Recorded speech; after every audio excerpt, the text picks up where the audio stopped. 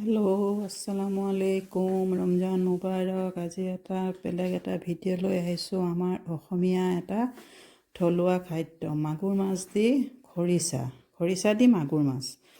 প্ৰথমে মাগুৰ মাছকেইটা ভাজি ল'লোঁ। এখন কেৰাহীত তেল অলপ দি তাত কেইটামান মেথি দি দিছোঁ। মেথিটো অকণমান ভাজিব লাগিব বেছিকৈ, মেথিৰ গোন্ধটো ওলাব। তাৰপিছত দুটা কেঁচা জলকীয়া তাত ফালি দিছোঁ। কেঁচা জলকীয়াকেইটাও ভালকৈ ভাজি ফ্ৰাই হ'ব দিছোঁ। তাৰপিছত তাত অকণমান নহৰুৰ পেষ্ট দি দিছোঁ। নহৰুৰ পেষ্ট দি পেলাই নহৰুখিনি খুব ভালকৈ ভাজিব লাগিব, যাতে নহৰুৰ কেঁচা গোন্ধটো গুচি যায়। তেলত এনেকৈ নহৰুৰ পেষ্ট দিলে খুব ফুটে, হাততে পৰে, উপায়ো নাই। তাৰপিছত আৰু আপোনাৰ সেইখিনি দি পেলাই ভাজিলোঁ। নহৰুৰ কেঁচা গোন্ধটো গুচাই তাত অলপ হালধি দিছোঁ।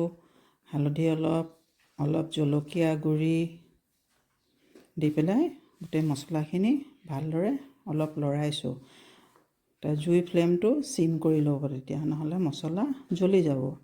তাৰপিছত মছলাটো অকণমান ভাজিবৰ কাৰণে অকণমান পানী দি দিছোঁ, নহ'লে হালধিৰ কেঁচা গোন্ধটো থাকিব নহয়, সেইটো কাৰণে অলপ পানী দিছোঁ। পানী দি ভাজিলোঁ অলপ, তেলখিনি ফুটি যোৱালৈকে। তাৰপিছত তাত অলপ খৰিচা দি দিলোঁ।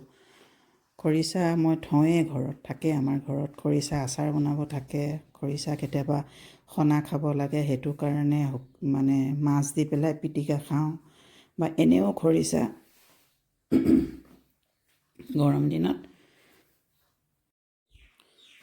তাৰপিছত খৰিচাখিনি খুব ভালদৰে ভাজিব লাগিব। খৰিচাৰ এটা কেঁচা গোন্ধ থাকে নহয়, সেই গোন্ধটো যাৰ আঁতৰি যায়, তাৰ কাৰণে খুব ভালদৰে ভাজিব লাগে। অলপ পানী দি খৰিচাটো সিজাব লাগিব।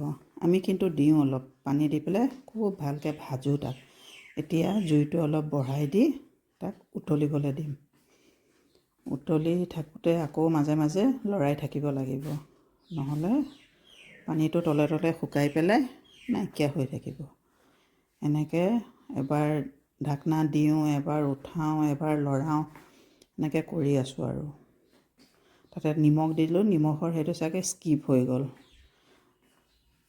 ভিডিঅ'টো, নিমখ দিয়া সময়খিনি নাইকিয়া হৈ গ'ল। তাৰপিছত আকৌ এতিয়া পানীখিনি শুকাই গৈছে যেতিয়া, এতিয়া খুব ভালকৈ তাক ভাজিছোঁ। ভাজি তাৰ পানীটো তাতে শুকুৱাই দিব লাগিব। আকৌ ভাজি পানীটো শুকুৱাই, দেখিছে নহয়, পানীটো শুকাই গৈছে। এনেকৈ খাই খুব ভাল লাগে। আপুনি এনেকৈও খাব পাৰে। তাৰপিছত খৰিচা বহুত ধৰণে খাব পাৰে। আমাৰ অসমীয়াৰ খৰিচাৰ বহুত অৱদানো আছে। বহুত বেছি খোৱাও বেয়া আকৌ খৰিচাটো। এইটো অলপ আমাৰ অসমীয়াত বাদী বস্তু বুলি কয় ন, বিষ চিষবোৰ আহি যায় এইটো বেছিকৈ খালে। অলপ খালে একো নহয়। তাৰপিছত এইখিনি খুব ভাজিছোঁ। ভাজি তাৰপিছত এতিয়া অলপ পানী দি দিছোঁ। প্ৰথমে এবাৰ পানী দিলোঁ, আকৌ এতিয়া পানী দিছোঁ। পানী দি এতিয়া ভজা মাছকেইটা তাত দি দিছোঁ। এটা এটাকৈ ভজা মাছকেইটা দি মাছখিনি ভালকৈ উতলাইছোঁ তাত খৰিচাখিনিৰ লগত। এতিয়া অলপ দেৰি ভালকৈ উতলক, খৰিচাৰ গোন্ধটো মাছৰ ভিতৰত সোমাওক, মাছৰ সেইখিনিও খৰিচাৰ লগত ধুনীয়াকৈ মিহলি হৈ যাওক। এনেকৈ কৰি তাৰপিছত তাতে মই দুটা কেঁচা জলকীয়া ফালি দিছোঁ গোন্ধৰ কাৰণে। আপোনালোকে বাৰু মোৰ ভিডিঅ' চাই কেনেকুৱা পায় জনাবচোন। এটা কমেণ্ট কৰিব, লাইক কৰিব, শ্বেয়াৰ কৰিব, ছাবস্ক্ৰাইব কৰিব।